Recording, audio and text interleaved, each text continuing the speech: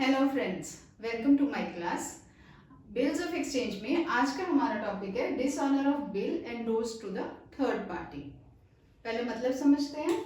जैसे हम कहते हैं कि ए ने बी पर बिल ड्रॉ करा अमाउंटिंग ₹10,000 फॉर 2 मंथ्स, ठीक है। और बी ने ए ने ये बिल दे दिया सी को, जो कि उसका क्रेडिटर था, और बना वो एंडोर्सी, ठीक है। ए ने वो बिल सी को दे दिया और सी ड्यू डेट पे बी के पास जाके अपनी पेमेंट कलेक्ट कर लेगा, ठीक है। ये तो होता है एंडोर्समेंट। बट ड्यू डेट पे जब सी बी के पास गया तो बी कहता I can't make the payment क्योंकि मेरे पास पैसे ही नहीं है, ठीक। तो अब सी क्या करेगा? सी इस डिसऑनर की नोटिस ए को प्रोवाइड करेगा, प्लस नोटरी पब्लिक को बताएगा कि बिल जो है वो डिसऑनर हो गया है, नोटिंग चार्जेस पे करेगा और ए को भी इन्फॉर्म करेगा, ठीक है। अब नोटिंग चार्ज जो सी ने पे किए वो रिकवर करेगा ए से, ए अल्टीमेटली उसे रिकवर करेगा फ्रॉम बी, ठीक है। तो सी अपनी बुक्स में डिसऑनर की क्या एंट्री पास ऑन करेगा?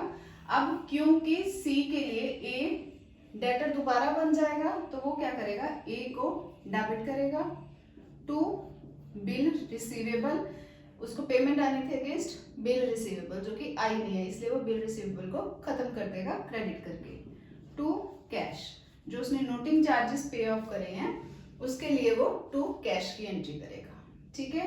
और ए अब उसका डेटर बनेगा for the bill plus noting charges. Clear है ये चीज? देन ए अपनी बुक्स में डिसऑनर की क्या एंट्री पास ऑन करेगा?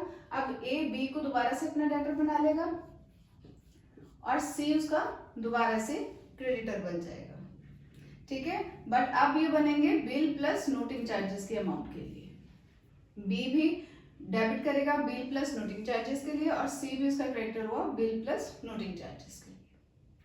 क्लियर है? बी जो है वो एंट्री क्या पास करेगा डिसऑनर की?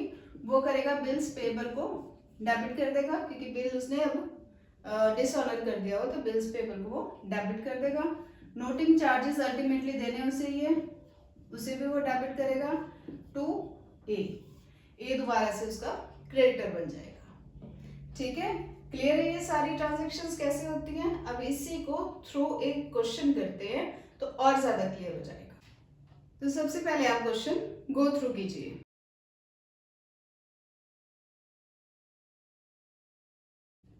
अब क्वेश्चन करना शुरू करते हैं।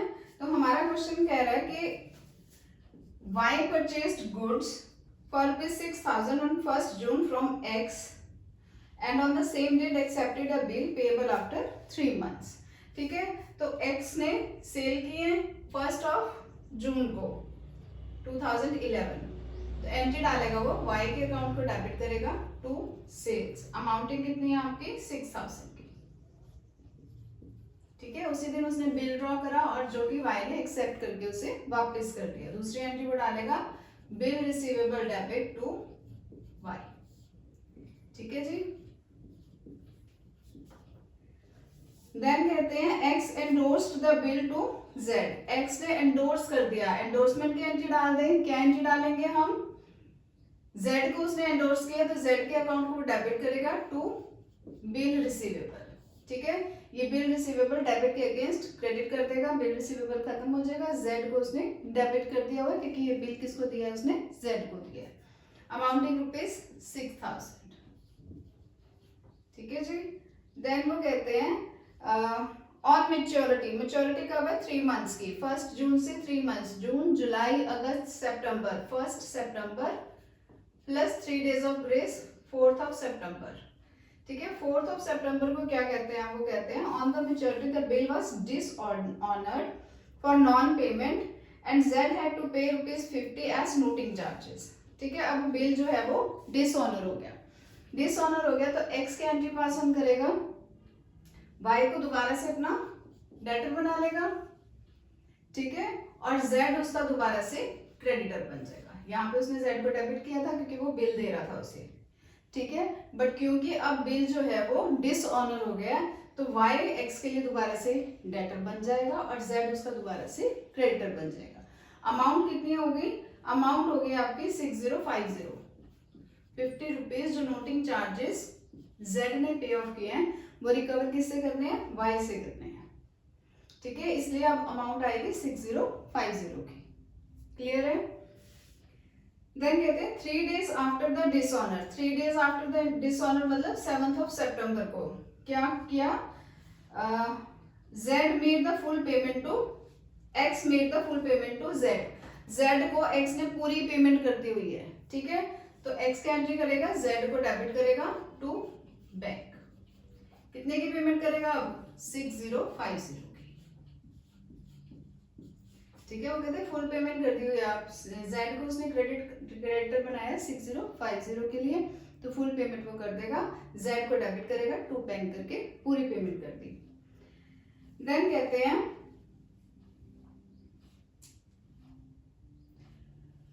15 days after the dishonour of the bill. 15 days after the dishonour, 4 सितंबर को डिसऑनर हुआ था, 15 दिन आगे और, तो मतलब 19 सितंबर को क्या हुआ? Y paid 2000 to X।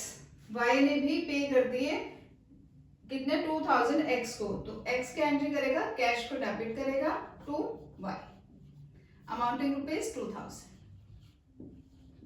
ठीक है, और क्या कहते हैं? And requested him to draw a second bill for the balance plus 90 for the amount of interest. अब रिन्यू करने के लिए वो कह रहा है वो, ठीक है, रिन्यू करने के लिए इंटरेस्ट भी वो चार्ज करेगा, तो एंट्री डालेगा Y को डेबिट टू इंटरेस्ट। इंटरेस्ट की अमाउंट इस केस में हमें दे रखी है 90 रुपीज की। ठीक है, और वो कहते हैं balance of the amount. Balance कितना हुआ? 6050 तो टोटल था, 2000 उसने पे ऑफ कर दिया, बैलेंस बचा 4050। अब वो कहते हैं 90 रुपीज और इंटरेस्ट के भी वो देगा ना, तो अमाउंट बना 4140। इसके लिए वो कहता है मेरे को एक नया बिल इशू करके दे दो। ठीक है, तो नया बिल इशू उसने किया, तो एंट्री क्या करेंगे? इशू करने की एंट्री क्या होती है? बिल रिसीवेबल को डेबिट करेंगे टू Y अमाउंटिंग रुपीज 4140।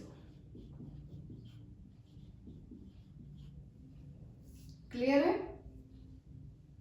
उसके बाद कहते हैं X accepted the proposal and draw the bill on Y which was accepted by Y and was duly met on maturity। अब इसकी मेच्योरिटी कब होगी? ये बिल इसने ड्रॉ किया है, सेकंड बिल जो किया है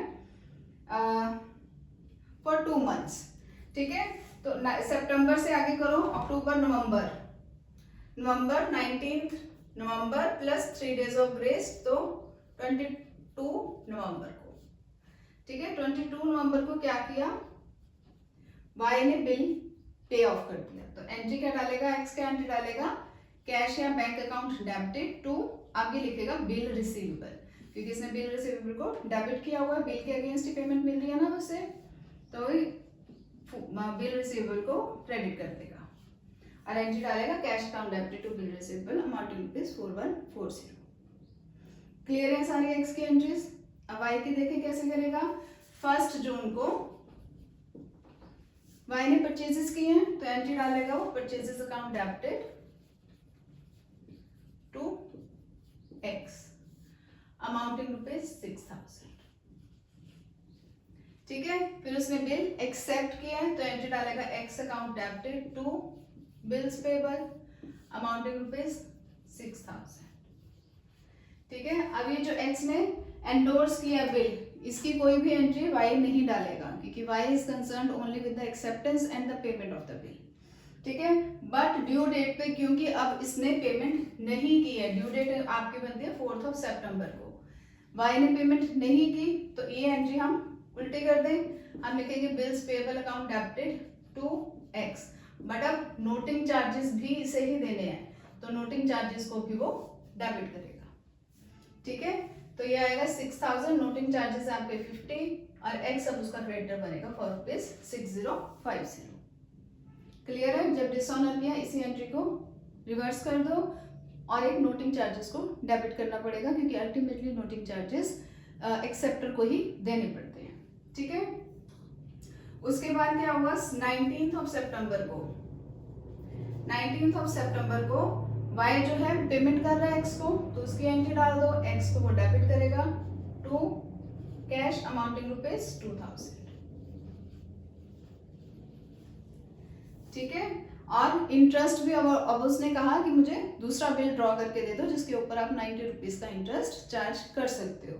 ठीक है, तो वो एंट्री क्या डालेगा, interest account debited to x amounting ₹90।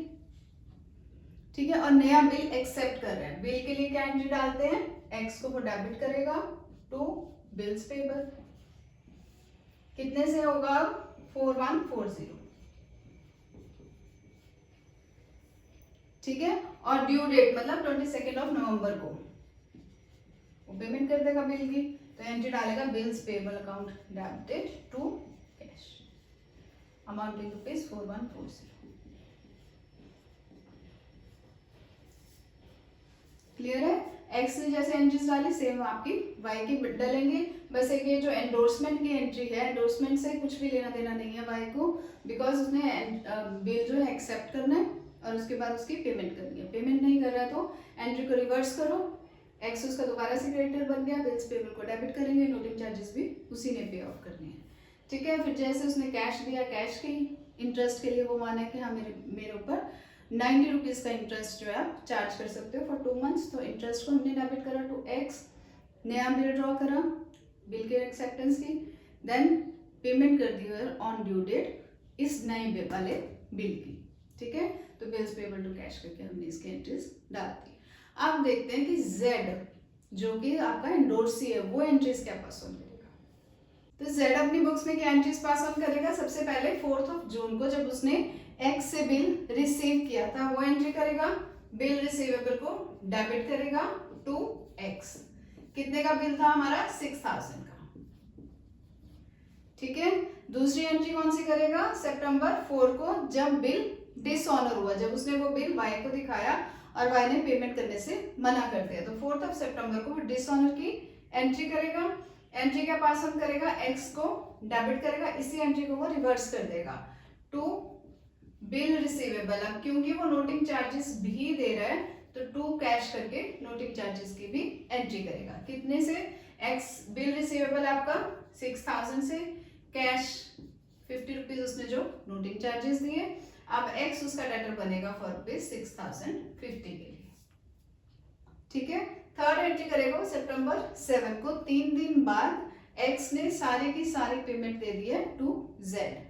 ठीक है, तो जेड अपनी बुक्स में एंट्री करेगा कैश अकाउंट डेबिटेड, कैश या बैंक, ठीक है, डेबिट करेंगे टू एक्स, कितने से, एक्स को उसने डेबिट किया हुआ है 6050 से, तो सारी के सारी अमाउंट मिल रही है उसे, तो इस डेबिट के अगेंस्ट वो एक्स को क्रेडिट कर देगा अमाउंटिंग ₹6050। ठीक है जी, क्लियर है ये सारी एंट्रीज। होप आपको सारी एंट्रीज समझ आई होंगी। If you like my video please do like share and subscribe. Thank you.